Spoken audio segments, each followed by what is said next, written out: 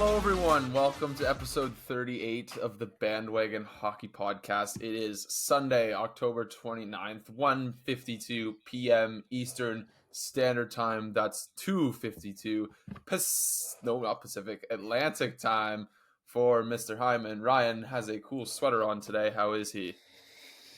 I'm doing all right. Battling a little bit of a post-Halloween party hangover, but you know what? We're gonna battle through that today and carry on as if nothing happened and enjoy a lot of hockey talk. How are you doing, sir? I'm good. Well, Ryan, tell the listeners what you dressed up as for Halloween. Oh yeah, I guess it kind of fits that. That's how my state is right now because I went as Alan from The Hangover last night with my roommate and one of his buddies. So it was. Did you have any props? Oh yeah. We hit up a thrift store beforehand. I picked up a little baby doll that's on my my bed over there now. And what else did I get? Oh yeah, I just got like a little satchel, I think too. Yeah, it was funny. Could you imagine if you just like kept the doll and it's just like in your room as though it's like you know how girls will have like a stuffed animal, you just have like a thrifted baby doll. And it's so whack too because like the best one there that like fit for the costume was a girl and it had like big long hair. So when I got here, I cut it all off and I put a little toque on it. Yeah. And then you cut all the hair off, so it's just like a fucked looking like. Oh yeah, without the toque on, it looks mess. But you know what? It worked. Yeah, that's so good. That's so good. Yeah, no, I had fun last night. I went a couple house parties and then hit the bars. I dressed as a hockey ref. Nice. I had the full helmet. I had a whistle. A lot of other people were dressed as a ref, but like mine was by far like the only real ref get up. Like because no one else had a helmet. No one else had I had like the official sleeve, like the orange sleeves. I had an actual whistle, so I was like calling penalties. Like one guy was dressed as Barbie. I gave him a 2-minute penalty for being too sexy. Like I was going up to people and like calling them from penalties for just looking too good or having too good of a costume and shit. It was good for conversation starting. But that's not what we're here to talk about. We have a full slate of NHL hockey games to talk about. Last time we checked in, we didn't really get to talk about what we wanted to talk about, which was some other topics that we should get to today. We ended up just talking about Shane Pinto's 41-game suspension. Is there anything we want to add to that discourse that we had on Wednesday? Was that Wednesday? On Wednesday? No, I think it was Thursday. Maybe Thursday, yeah. When it was very sort of like grayish area for what he had actually done. And even still, we don't really know because I know part of how the suspension was agreed to was that Shane Pinto negotiated like what's the opposite of like full disclosure? Or I guess just disclosure. NDA, yeah, non-disclosure. Yeah, so it's basically an NDA, like they're not allowed to disclose what happened. What it essentially sounds like now, we have a little bit more information. Like it sounds like somebody associated to him, probably a friend, had access to an account in his legal name and placed which is crazy. Yeah. How's that even a thing? I don't know. It sounds stupid, but apparently it's a thing that people do. And it sounds like that was the thing that happened in this case. But again, we probably will never know for sure. The weird thing though is that it took this like suspending a guy like a 22-year-old 20-goal scorer 41 games, because now NHL players are being like, wait, what are the rules? Yeah, because the players didn't know, so the NHL had to send out a memo of a list of stuff that they are not strictly and are not allowed to do with their betting apps. Because like players bet on UFC, they have fantasy football leagues like that probably have thousands of dollars on the line and just stuff like that. So they just, I guess, had to really draw a line that I guess was previously supposedly drawn, but just unbeknownst to the actual players that the line applies to, which is kind of wild. And speaking of Senators controversy, that same freaking day, shortly after our pod recorded, one of the more polarizing Sens Twitter accounts, Lalim's Martian, tweeted about how the Dadonov thing from a couple years ago, which seems crazy that was over 2 years ago ish, maybe Mm-hmm. two. Yeah. Yeah. Like two trade deadlines ago. Two Yeah. trade deadlines ago. Trade deadline of 2021, I guess it would have been. Yeah. When Dadonov was illegally traded to Anaheim, and then the league had to nip it, and then it caused a whole thing. Apparently, Sens are going to get bit in the ass for that, and rightfully so. Yeah, they definitely should be like punished in some circumstance if they were the ones that were just like, oh yeah, he doesn't have this no trade clause. Yeah, Yeah. like I absolutely believe they should be punished. But what I find really odd about it is that it's apparently rumored to be a draft pick and probably a first rounder, which feels crazy. Way too extreme. Like I feel like this could easily be a fine too. Like I don't really understand. And like at the time, or I don't know, at the time or a little bit later down the road, like there was actually a statement from the league saying they considered it closed. So I don't know if they got new information to look into it again. Like I'm just confused. Why is it a thing that's being resolved 2 years later? Yeah. It was resolved. So like I don't understand. Yeah, that's what I mean. Like why is it back? I don't know. Yeah, It'll be interesting to see like what Elliot Friedman reports with regards to it. It's probably going to be known in the next 2 or 3 days, like because he mentioned it on Hockey in Canada last night. So that'll be really interesting to keep an eye on. I don't want to talk. Everyone's doing the comparison to the Kyle Beach and Chicago Blackhawks thing. No. That's kind of beating a dead horse at this point. We know where the NHL's priorities are. But I think one of the more interesting comparisons is how Arizona was stripped of their first round pick in 2021, I think, the same year that the Dadonov trade would have happened, because that's the year they traded Dylan Guenther to the Canucks. Or no, that's the year that they traded Oliver Ekman-Larsson to the Canucks for the first round pick that became Dylan Guenther. I believe Arizona's pick that year would have been like, I want to say it was 11th. That'd be kind of crazy if I got that, but I think it was 11th. And so they traded away Ekman-Larsson and Garland for a bunch of expiring salary in the 9th pick, but that was for illegally like evaluating and working out prospects outside of the allocated time window, which is like, yeah, fair enough. Like you're not allowed to do that. But again, a first round pick seems excessive for that. For what Arizona did? For what Arizona did.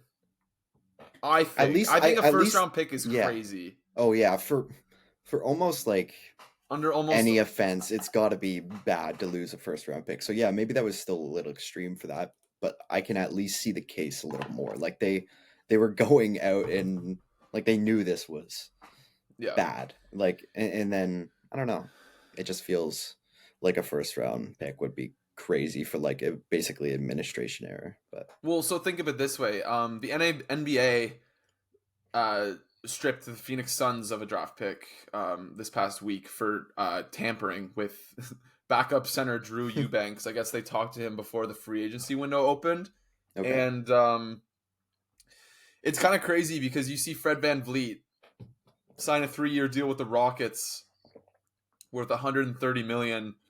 Within 6 minutes of free agency opening, or maybe that's the wrong example, but there's a very, very deep history of NBA players signing within moments of the free agency window opening. Look no further than Claude Giroux in Ottawa last year. Like literally at whatever time the free agency window opens, like noon, like 12:02, Claude Giroux signed with the Sens. Like it's tampering's just a thing that happens. It's not hurting anyone. It's just kind of a dumb thing that the league pretends to care about. But the NBA has been really cracking down on it, and they stripped the Phoenix Suns of a second-round pick. And Phoenix doesn't have a lot of draft assets, so them losing a second-round pick was more substantial than most teams.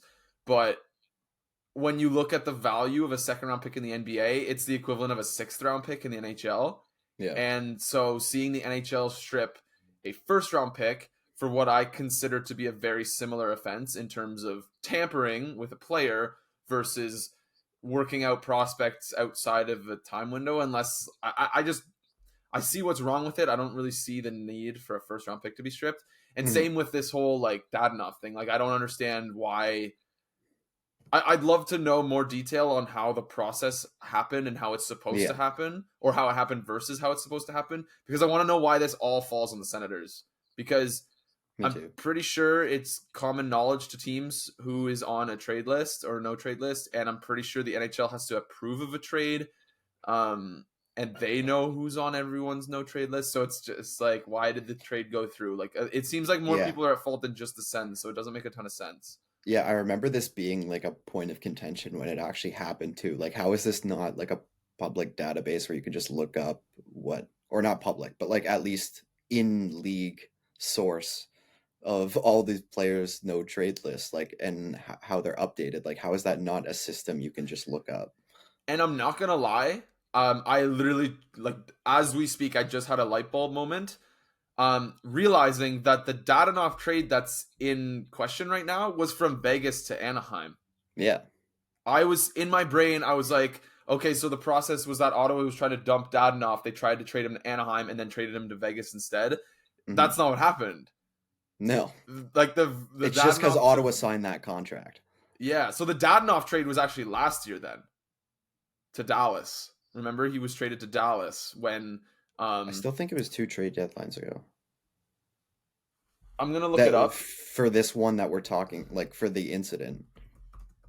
I don't think so. Okay, I'm looking up Dadonov's team history. Oh, wait. When did Dadonov play in Montreal? Was that last year? I don't remember how he got there, but oh my god. Okay, ago? I'm very confused now. Okay, I'm thinking. Okay, this is what I'm thinking. So Ottawa had Dadonov in 2020, 2021. They signed him to that 3-year deal worth $5 million a year, which at the time we were very excited about, but went very poorly. Yeah. In the offseason, they traded him to Vegas, where he played a full 78 game season. And I believe this is what I think. I believe he was traded to Anaheim from Vegas, but then the trade was revoked. Vegas couldn't find another trade partner. Yeah. So they held him on to the year. That's the year Vegas missed the playoffs, but Dadonov kind of went off after the trade deadline.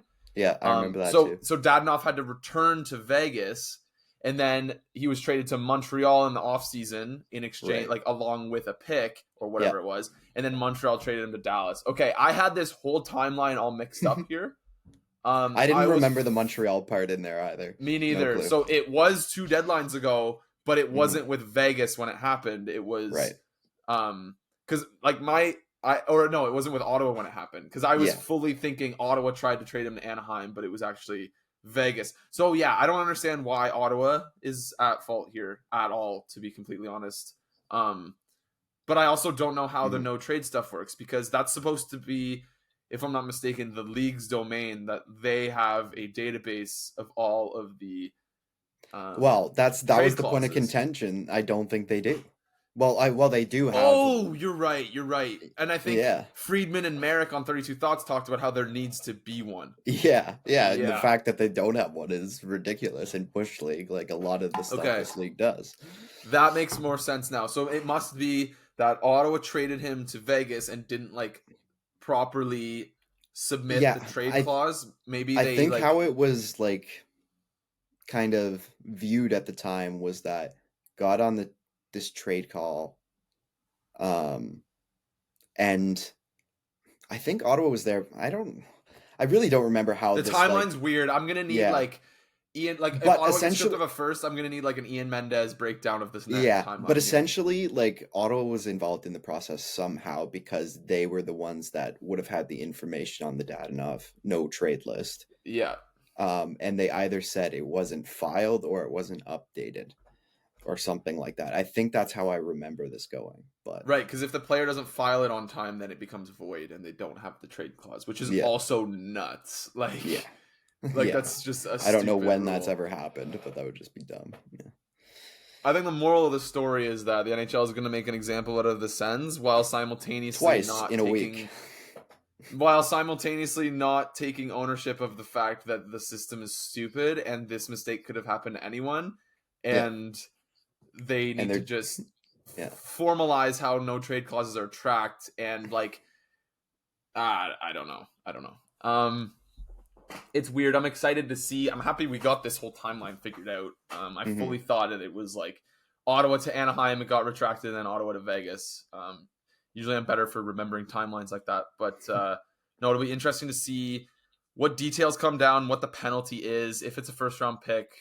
Oh my God, Dorian needs to be fired like immediately if that happens. Yeah, that would be with cause. That's too. unacceptable. Like, you can just that's unacceptable. Yeah. Like that's Bush League GMsmanship. Like if that happens. Yep. Okay, do you want to talk about some games? Did you watch any games yesterday? No, you didn't. I did not. Okay. I watched like the Ottawa highlights, and that's about it. Pittsburgh got goalied, which is kind of fun to say. Korpisalo was sick. Made a lot of saves. Yeah. Ottawa looked like shit, but it didn't matter. I saw that people were talking very highly of Korpisalo, so I'm glad he had a good game. He looked awesome.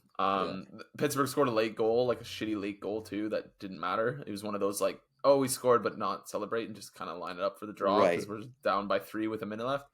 Yeah, I saw that it was like, I feel like it was like 3-1 or 4-1 or something like that with like 3 minutes or 4 minutes left in the recap. I was like, how does this get to 5-2?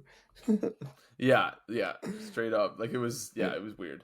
No, but and it was the first game for what's his face, Nicholas Montanpalo. I hadn't really heard of him. Oh yeah, I had like seen him on. Yeah, the Sens they signed 2 European free agents this year, and one was Smejkal, or however you pronounce his name. Schmeichel? I think it's like Schmeichel. Yeah, something like that. Smejkal, let's go with it. Yeah, and then the other one was this guy, Matt Malo. But did you get to see like? Oh, Tyler Kleven was up too. Like, how closely were you able to watch the game? Oh, Montanpalo's 25. Yeah, like he's just like an established dude.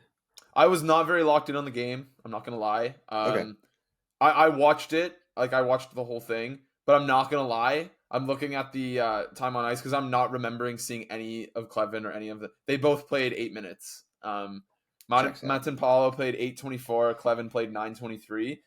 Chychrun played 27 minutes and Sanderson played 26. So it was very clear what the team's approach was on D.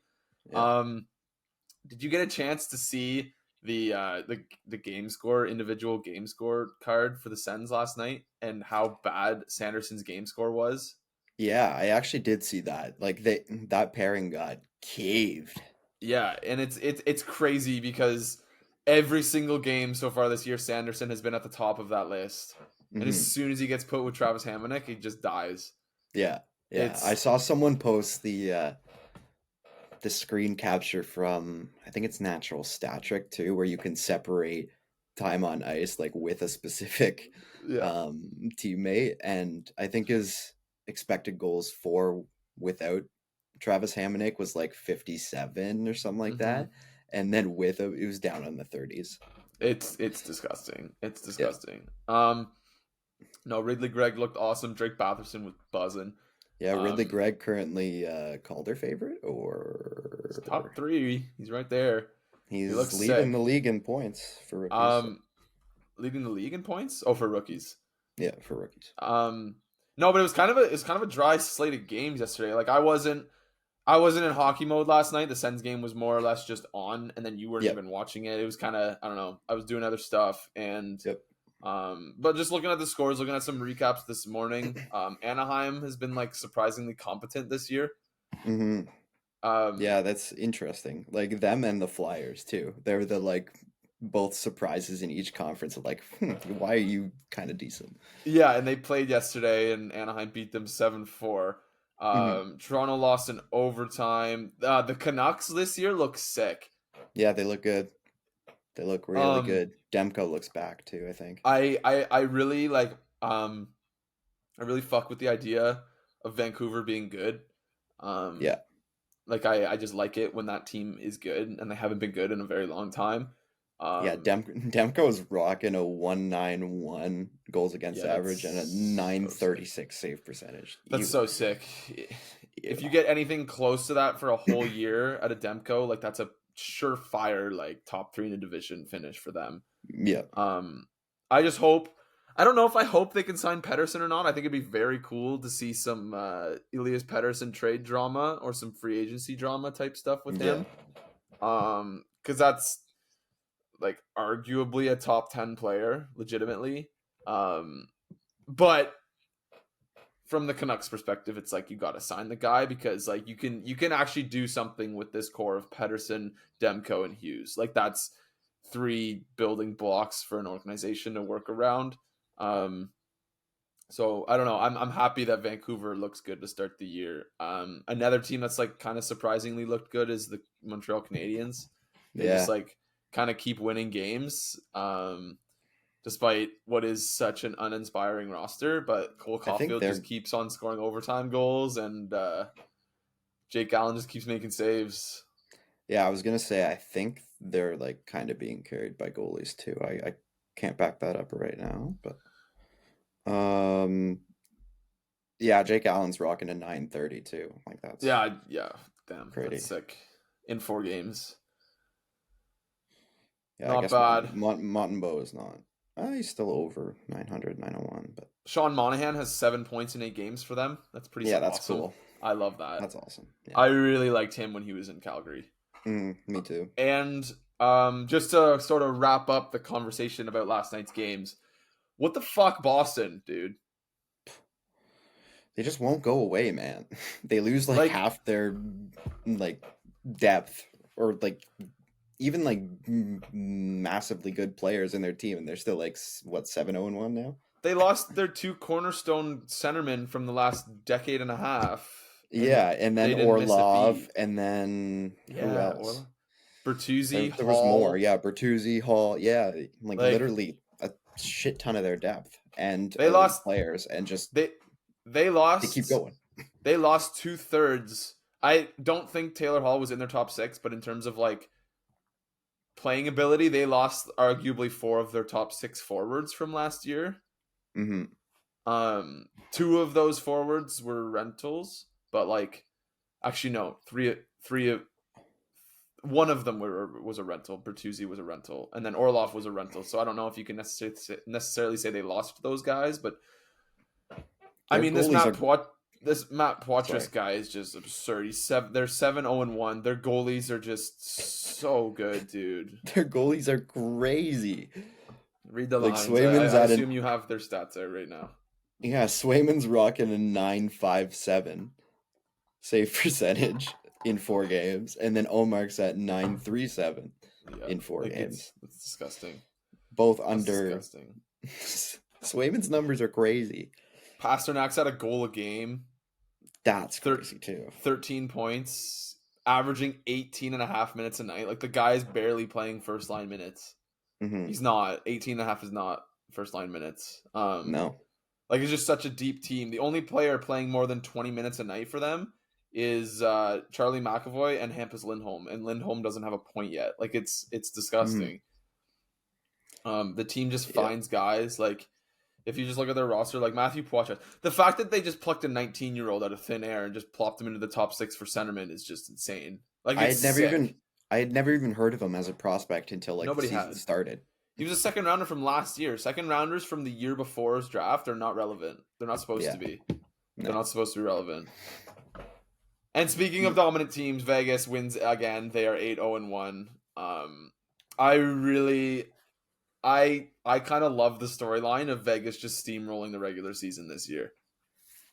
Me too, man. Do you actually?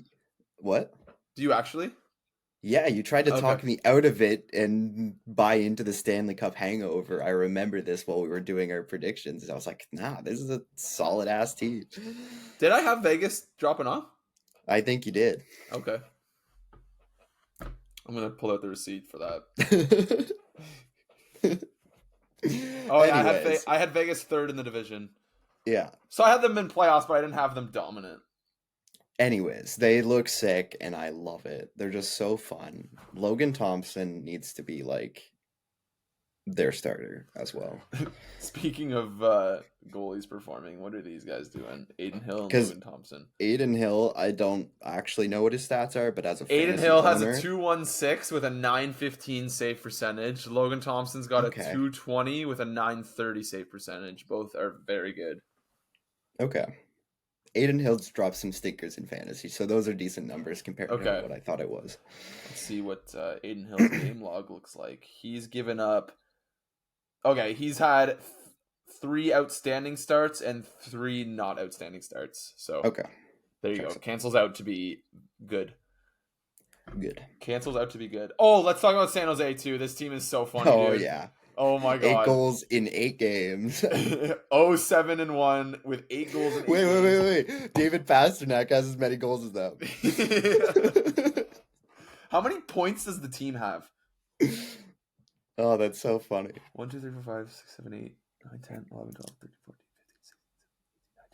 18, 19. The entire San Jose Sharks organization has 1 more point than Jack Hughes. Okay, I was gonna say, yeah, I just pulled up the leaders too. Wow, that's crazy. San Jose has 19 points this year. Oh, you thought I meant a player? No. You thought I meant wins and losses? No. No. Individual points. Their entire roster has 19 points this year. Ew. And that is 1 more than Jack Hughes. Mackenzie Blackwood has a 424 goals against average. Capo Kakinen has a 316 goals against average with a 907 save percentage, which is surprisingly decent. Remember when Mackenzie Blackwood was like a dark horse to be Canada's goalie in an Olympics? That didn't happen. Yeah, probably not going to happen at the next one. No. But no, this is like legitimately going to be the worst team we've ever seen in our lifetimes. Like since I've been consciously watching hockey since I was like, I don't know, probably 7 or 8 years old. I can't think of a team that will have been worse than this year's San Jose Sharks, because right now it's got to be the Colorado Avalanche, who bottomed out and drafted Makar 4th overall. I think they finished the year with less than 50 points that year. Yeah, they were bad. And right now San Jose is on pace for 10 points this year. So sick. Yeah, so Sick we'll see what happens San there. Jose. Like they have a minus 24 goal differential. Next worst is Edmonton at minus 13. Also, like, oof, Edmonton. Yeah. Okay, let's move off of some of the individual team stuff. We had some topics we wanted to talk about on the weekend. So a few of the pods, a big theme for some of the pods that were dropping on like some of the bigger flagship hockey podcasts that were dropping last week was talking about how attendance is down to start the year. And like a lot of that has to do with people not wanting to show up for losing teams, right? And it's been 3 years now since we got to 32 teams, 7 years since it moved to 31. Half the teams make the playoffs. This is a league that has been boiled down to in the last few years where if you're not in the playoffs on American Thanksgiving, you're probably not making the playoffs. And if the math is mathing, that's what, 70% of the season?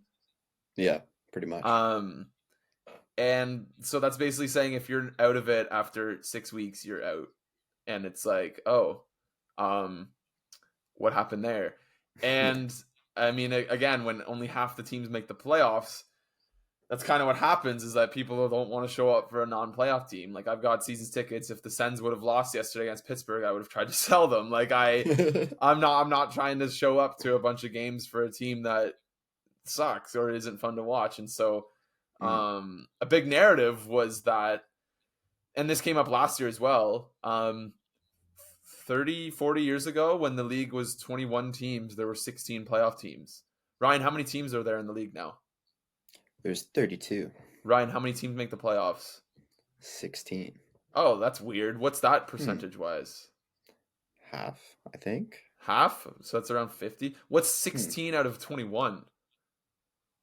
Almost 80. More than half. More than half. Almost 80%. Whoa. Yeah. Ryan, what are your thoughts on moving the playoff format to 24 teams? 24. Would you do 24 or would you do a play-in with 20? I personally love the play-in. Okay. Yeah. Play-in would be cool. I don't I know why love the my brain play-in went to idea. 24, but I kind of fuck with 24. Yeah, Um, I'm either way, I'm all in favor of expanding playoffs. it's gotta Like get expanded, dude. it Like has it's to. Especially gotta. they're considering more expansion. Like I'm sure we're going to get a Atlanta or a whatever here in the next 2 to 3 years. I'm sure. Just like there's been way too much talk There's gonna be of 36 teams by like 2032. yeah. In the Yeah. next So 10 you years, got to there's gonna do be it eventually. 36 teams. Yeah. Hmm. And like if you get to 36 teams, I think 24 would be realistic. That'd be two Yeah, thirds. for sure. Maybe as a buffer period, you move to 20, just because like I don't know if the NHL is having attendance issues, which it definitely is. I don't know if you've noticed, but a lot of these games, the biggest example has been Winnipeg. Hmm. Just people just aren't showing up, and it's Yep. because fans aren't dumb anymore. There's too many numbers and too many resources out there to sort of gaslight yourself into thinking a team's good when it's not. And what does Winnipeg top out as? Like a 7 seed? Like that's a wild card roster, right? Hmm.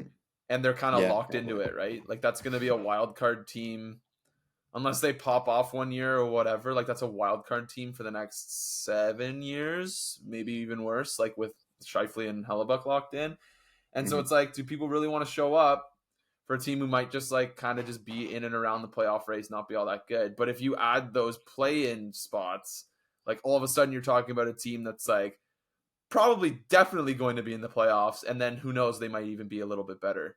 Like if Yeah. can you imagine the discourse in Sensland if there were 10 playoff spots available in the East and it didn't matter what division you were in? Because if you were to do if you were to like not filter by division, so if it wasn't like top three in each division, whatever, like if you expand the playoffs, you probably kibosh the whole divisional, like needing three teams from each division and then wild cards or whatever. Like Hmm. I don't know, the Sens would probably be eighth or ninth. Like I think they'd pretty safely be in the top 10 anyway. Yeah. I'm like they would at that point for like I'm sure they already do absolutely view themselves as a playoff team internally, but like at that point I feel like um it would be consensus for sure. Like Like that having that different kind of perspective for a team would be interesting. yeah, like just adding the 2 spots, right? Even though it doesn't Hmm. guarantee you a series, it guarantees you a play-in round, which means more than just the regular season, which is sometimes all you really need for a fan base to get involved. Because in Yeah, more hockey, to you play just got to for. get in, right? Yeah, exactly. Hmm. Um, and like in the East last year, there was a very clear-cut top 8, so the play-in would have been a bit wacky last year, but that just doesn't happen. I think the East is going to be super tight this year, like really tight, because Detroit Hmm. has surprised. Montreal is going to fall off, but they've surprised. Like they're banking points. Tampa looks slow. Tampa looks Hmm. really slow. And just a bunch of teams have gotten out to some slow starts, like Pittsburgh's 3-5. Like that's kind of underrated.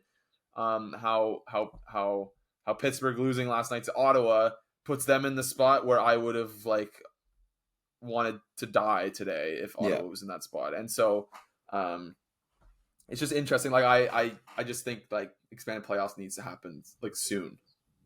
No, I totally The agree. Yeah. NFL expanded playoffs a couple years ago. MLB expanded playoffs 2 years ago. Um, the NBA expanded, like literally all 3 leagues Hmm. expanded their playoffs in the last 3 years, which is Yeah, like like it's actually like yeah, you all the would be more. getting you'd be getting more playoff games too, which is just more revenue for the league. Like it makes sense on all accounts, I think. I'm not sure why they wouldn't. Major League Baseball added one wild card spot in each league, so Hmm. count them up. That's 2 extra playoff teams. They now have up to 12 wild card games now this year, as opposed to what was 2 previously. So that's up to 10 more playoff games per postseason Hmm. just for adding 2 teams. Like that's Yeah. crazy, because like you're not just adding those teams, you're changing how the playoff format works, which adds games. The Hmm. NFL added one playoff spot per conference a few years ago to go from 6 per conference to 7, which means that only the number 1 seed gets a bye. Previously, the top 2 seeds got a bye. So now there's how many would that be? Now there's 6 wild card games rather than just 4. So you add 2 whole playoff games, which in the NFL, like that's millions of dollars Oh, absolutely. per Yeah. game. And the amount of TV revenue you get off of that. Basketball added the play-in round, which added 2 teams. It's less significant in terms of number of games added, but they add 2 teams per conference, which adds a ton of interest to the last few weeks of the season in terms of like those games between the 10th seed, 11th seed, 12th seed. And it added an extra 3 games per conference. So that's 6 playoff gate revenue games. Mhm. So I don't know. It's probably a worthy bet that the NHL could make by adding some playoff games. Ryan, did you say bet? Yes, sir. Hmm. Did you say the word bet? I was definitely thinking it. Maybe I Speaking said of it out loud. bet, the NFL season is going strong, and DraftKings Sportsbook is hooking new customers up with an offer that's even stronger. Bet $5 on any game this week to score $200 instantly in bonus bets. And DraftKings is not stopping there. All customers can take advantage of a sweetener offer every game day this October. Ryan, I'm sprinkling again. Do you want to know Ooh, what I'm sprinkling on? let's hear it. Have you seen the weather forecast in Denver for this afternoon's game against the Kansas City Chiefs? I actually did. Yes, It's sir. unbelievable. The It's over looking under like for a that game snowy is one. that the over under for that game is 46 points. I'm smashing the under. Um, Weather games are notoriously low scoring because there will not be any kicks and there will not be almost any throws. It will be a lot of running. And it's rumored that Patrick Mahomes has the flu this Mm, October 29th, and so that could mean even less throwing plays for the Kansas City Chiefs. I'm also taking Broncos plus 6.5. I don't necessarily think they're going to win, but I think it's going to be so low scoring that Kansas City's not going to be able to just pull away. So I'm going to throw a I little like it. sprinkle on a nice little 1 game parlay of hitting the plus 6.5 and the under 46 Love it. points. Um, Ryan, get in on the action. Get in on the game day greatness. Download the DraftKings Sportsbook app now and use code THPN. New customers can score $200 instantly in bonus bets when you bet 5 on the NFL. That's code THPN only on DraftKings Sportsbook, an official sports betting partner of the NFL. The crown is yours. Gambling problem? Call 1-800-GAMBLER or visit www.1800gambler.net. In New York, call 877-8-HOPE-NY or text HOPE-NY. In Connecticut, help is available for problem gambling. Call 888-789-7777 or visit ccpg.org. Please play responsibly. On behalf of Boot Hill Casino and Resort, licensee partner Golden Nugget Lake Charles, 21 plus, age varies by jurisdiction, void in Ontario. Bonus bets expire 168 hours after issuance. See sportsbook.draftkings.com/football. Terms for eligibility and deposit restrictions, terms, and responsible gaming resources. How do we want to wrap up this podcast, Ryan Heinman?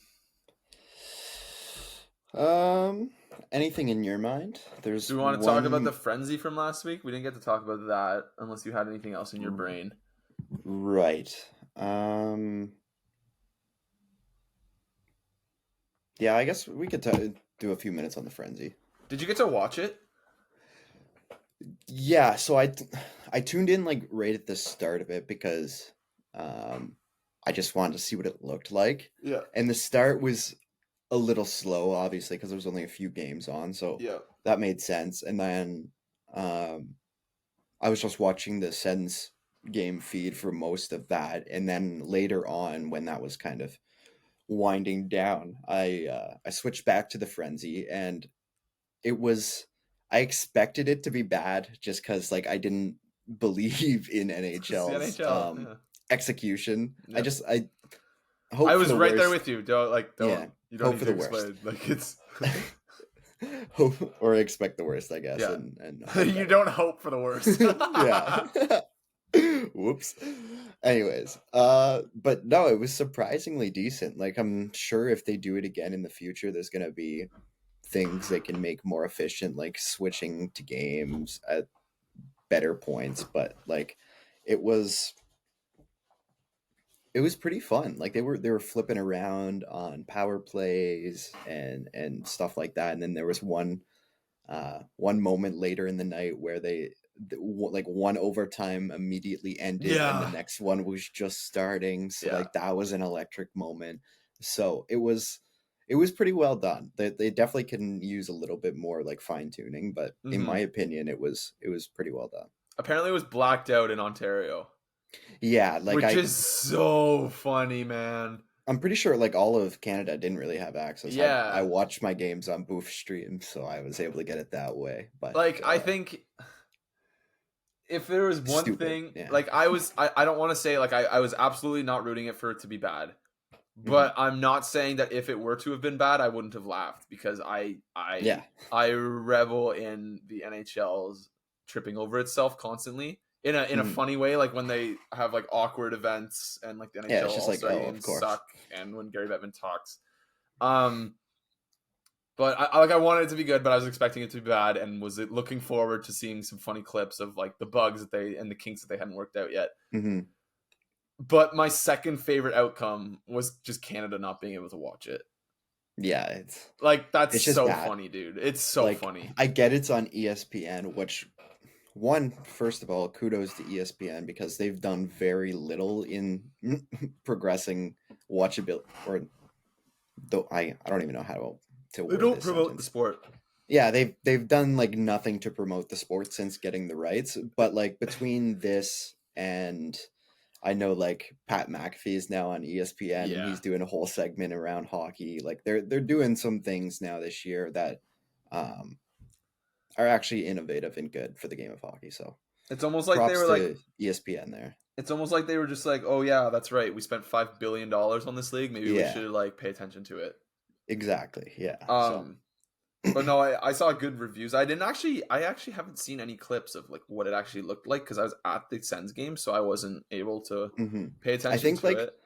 the biggest criticism, which I'm not even sure is necessarily valid, was that they didn't actually catch a lot of goals live, which I didn't like necessarily hate That'd be though, because tough they were though, just right? it's so hard in hockey. Like when are you going to be able to predict that other than power plays and stuff? So I thought they did the best they could, and then like the second goals were scoring, they would run back those replays right Yeah. away. So like it was pretty good. I liked The only ways that you're going to catch a goal live that isn't just it. Oh, completely luck would yeah. be power plays in overtime.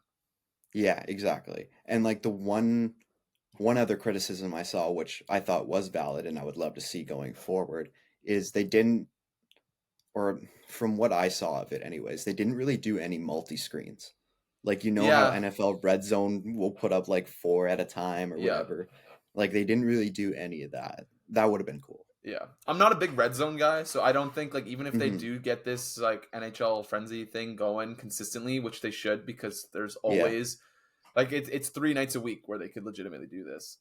Yeah, exactly. And you don't need to stagger the start times either. Stagger some Just of them. like Don't have eight yeah, games start at 7 o'clock, but you don't have to yeah. start at 6 and 6:15 and Yeah. 6:30 and All these days where there's like 10 plus games going on have like three windows of three games each and it will work out nicely still. So, exactly, yeah. exactly, and have some games start on the half hour or something, like just Yeah, yeah, exactly. even just slightly staggered like that would be good. Hmm. No, but I forget what I was gonna say. Oh, I'm not a big red zone guy. Hmm. I'd prefer I like to just watch a game and just zero in on the game, because I find if I just throw red zone on, I'll just go on my phone and like kind of look up Right. when there's a score or whatever. Whereas like if I'm watching a game, I'll actually watch the game. Hmm. I'm also not a big fan of like having multiple games on at once. I find like if I have two games is fine. If there's three games going at the same time, I'm watching zero games. Right. Like when Yeah, I that makes see sense. someone like throw on Twitter their setup and it's got like six different sports going, I'm like, dude, like how are you See, even? I think I would love it for the nights that the like Sens don't play. I think I would love to just like throw it on in the background if I'm not committed to watching anything and Yeah, just like actually, yeah, in the that background way would be I good. can like keep up with things that go on in the night too. Yeah, that's true. Hmm. Actually, yeah, that's a good perspective, because I think that's common for a lot of people too. Like my brother's a big red zone guy. Yeah. But like if Green Bay's playing, he watches Green Bay. Yeah, But Green exactly. Bay gets a lot of 4:30 games, so at 1 o'clock, he's like, I'm going to watch Red Zone and just see all the Hmm. touchdowns because I don't care to watch Indianapolis and Baltimore go back and forth for 3 hours. Exactly. So Yeah. that actually, yeah, that's a good point. Um, yeah, okay. Um, so yeah, but it's definitely not a thing that's like for everyone. It definitely appeals to like this new generation of Hmm. consumerism where everything's quick clips and highlights and all that. Um, Especially with betting too, people love it. especially So with yeah. betting would be, yeah, for sure, because like the best part too, if you're like big into betting and live bets and stuff, and someone like a team's marching down the field and you're watching red zone and they're Hmm. about to cut to like Kansas City in the red zone, if you like, you could throw down a quick little like $5 bet on like Kelsey catching a touchdown, and that'd be an Yeah, electric couple exactly. minutes watching just the team in the red zone. Hmm. But yeah, and then same for hockey. Absolutely. Like throw on like anytime goal for a specific player when there's a power play coming up or something. Yeah. But hockey's definitely not the ideal sport for a ice surfing thing. Yeah, the Because everything's happening so unexpectedly. yeah, the random like there's nothing that's you can really predict in hockey like you can No. in football. The timing anyways. Like timing in Yes. football obviously is very it's more structured. Yeah. In hockey it would be yeah, it's just way harder to get those live moments, but it was still good. But the only like the thing with that though too is that the only way it would affect the experience of watching it is if you're on your phone looking at scores as you're watching, so that it Yeah. spoils the goal. Mhm. Um, Otherwise, it might as well be live because you're not seeing it happen, right?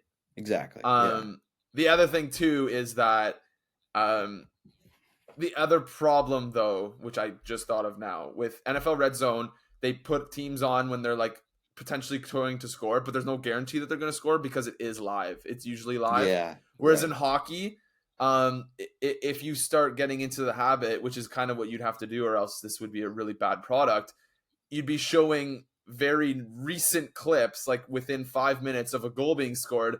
So then, as a viewer of the product, you'd know that there's a goal coming up, which would kind of spoil it, Mhm. right? Yeah, no, that makes sense too. Um, so that's the only kind of issue with hockey is that if you're showing not live clips, then you'll be able to predict something is going to happen, and it's like, okay, someone's going to score right here or whatever. Mhm. Kind of like how if you're watching a golf tournament and they show the guy on a Saturday who's like 53rd, um, who's like in 53rd place in the golf tournament, and they show him on the Sunday, and it's like, okay, he's about to nail a massive putt right now because otherwise, why would they show this guy? Yeah, It'd be exactly. like that, but with hockey. So it would Yeah. kind of ruin that, but it's still it would be fun. Mhm. All right, Ryan, you got anything else? Well, just happening in real time, Kale McCarr went down badly and went down the tunnel. So Really? that, yeah, I sent you the clip on Twitter there if you want to see it. Okay. Um, so pending that, oh, one other thing going on today is the Heritage Classic. Will you tune into that if, Oh, oh yeah, you're seeing the clip now. that's so bad. That's Yeah. nasty. Oof. Heritage Class. Heritage Classic, yeah. No McDavid, Mhm. tough. Oh no, he's back. He's playing? Yeah, he's playing. He's an alien, man. Yeah. That's Yeah, he's ridiculous. playing. I saw that this morning. I was like, this feels like a terrible idea, but like, good on him. Oh my god. His timeline was like 2 to 3 weeks, wasn't it? And it's been 6 days or something. Yeah, he's back. He missed 2 games. Oh my god, that's insane. Remember when he Yeah. just like rehabbed? What was his injury that he got in the playoffs? And he like just rehabbed it all summer, and it should have taken him out for like 8 months, and he was back in Yeah. like 4 without rehab, with just rehab instead of surgery. Yeah, I don't know what that I can't I remember what forget that what was, it was. but I think it he's was like an clearly just an MCL, animal. PCL type thing, like a knee thing. I don't know. Yeah. I don't know. That's crazy. As if he's back. That's gonna be a sick like Jersey matchup. I really like the Jersey matchup. I'm still I know not you don't there for like the it as Oilers much. ones, but I really we'll like the see. brown gloves and pants. Yeah, I do love I that. like I'm a it a sucker lot. for like that old retro kind of style. I think it's Um, also going to be. I might check in it. I might tune in on TV tonight to see what it looks like because, mhm. do they do a Heritage Classic every year? I think so. Or try Okay. to. I'm not Yeah. really remembering any. There's like 3 sets of outdoor games now. I know There's too much. there's the Winter Classic, there's the Heritage Classic, and then there's Stadium Series games. So. But they're always at like baseball fields or football fields, right? So it's a lot. Like the camera angle is kind of shitty. Like it's really far from the ice. It looks weird. Yeah. But with this one at the like Edmonton Elks Yeah. field or whatever. Like it's a lot closer to the ice, right? Because it's not as big of a stadium, so it might actually look really good on TV. I know the ice looks spectacular. Yeah, no, I always like tuning in for those things too, and since it's like they're not always entertaining, but I don't know, they're big events for the NHL, so it's kind of just see what's going on. And the Battle of Alberta, should be fun. Yeah, too. Yeah, it'll be good. Yeah. I want the league to do. Remember when they went to where did they go? Lake Tahoe. Lake Tahoe, yeah. I want them to do something like that again. Yeah, and I don't know if they will though, because that was during COVID. And because there were no fans anyway, right? Yeah, they might not want to give up that gate revenue. Oh, it's so cool though. Like I almost wonder how much it is really cool. It was so cool. Yeah. All right, let's wrap it up. All right. All right. Yeah. Bit of a lazy pod today. Sunday afternoon. Sunday scaries, depending on where you're at in your work world. If Monday and Tuesday is your weekend, have a good weekend. But sure.